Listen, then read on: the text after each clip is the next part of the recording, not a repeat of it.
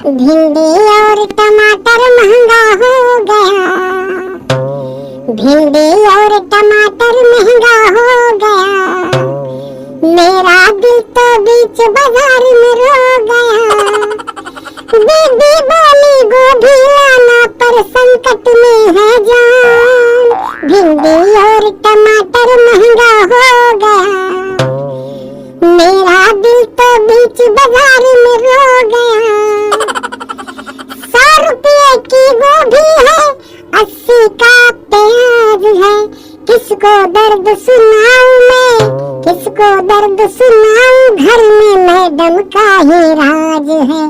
पैसा है कम कोई ना देगा उधार, घर जाऊं तो वहाँ है बेलन तैयार।